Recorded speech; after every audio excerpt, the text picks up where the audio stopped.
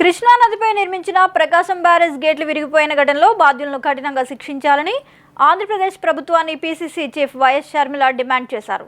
నేడు ప్రకాశం బ్యారేజ్ని వైఎస్ షర్మిల పరిశీలించారు. అనంతరం ఆమె మాట్లాడుతూ ప్రకాశం బ్యారేజ్ వద్ద కావాలనే పడవలను వదిలారా అని సందేహం వ్యక్తం చేశారు. అందుకు బాధ్యులు ఎవరో గుర్తించి వారిని కఠినంగా శిక్షించాలని ప్రభుత్వానికి సూచించారు.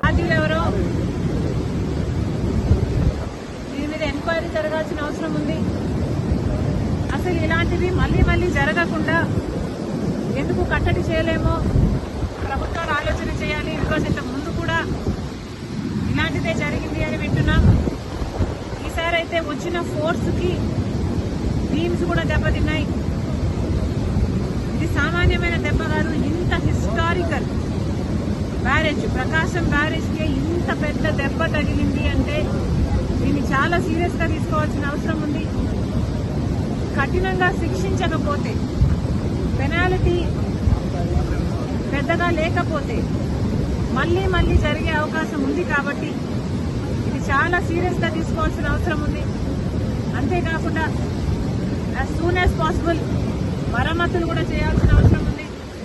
గత ప్రభుత్వం, జగన్మోహన్ రెడ్డి గారి ప్రభుత్వం కనీసం ఎన్నో ప్రాజెక్టులకు కనీసం యాన్యువల్ మెయింటెనెన్స్ కూడా చేయలేదు. రాజశేఖర్ రెడ్డి గారు కట్టిన ప్రాజెక్టులకు కూడా కనీసం యాన్యువల్ మెయింటెనెన్స్ కూడా చేయకపోతే చాలా చోట్ల చూసాం మనం. గేట్లు కూడా ఊడి నదులలో తేలడం చూసాం. అలాంటి పరిస్థితులు రాకుండా ఈ ఒక్క బ్యారేజ్కే కాదు, మిగతా ప్రాజెక్టులు అన్నీ కూడా రాష్ట్రంలో ఎక్కడెక్కడ ఏమేమి అవసరాలు ఉన్నాయో ముఖ్యమంత్రి దృష్టి పెట్టాల్సిన అవసరం ఉంది. వాటన్నిటినీ కూడా నివారించిన అవసరం ఉంది. మరొకసారి ఇంత వరద, ఇంత ఘోర విపత్తు వస్తుందని ఎవరమూ ఊహించలేదు.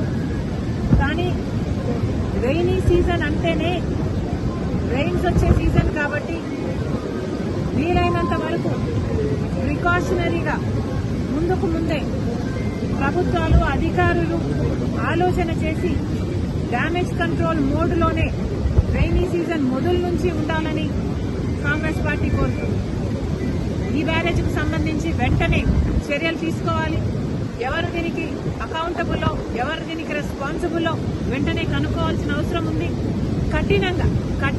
కఠినంగా శిక్షించాల్సిన అవసరం ఉంది. ఎందుకంటే ఇది మళ్ళీ రిపీట్ కాకూడదు కాబట్టి. నిరంతర వార్తా శ్రవంతి కొరకు వీక్షిస్తూనే ఉండండి. మీ మా VST news. Please like, share and subscribe.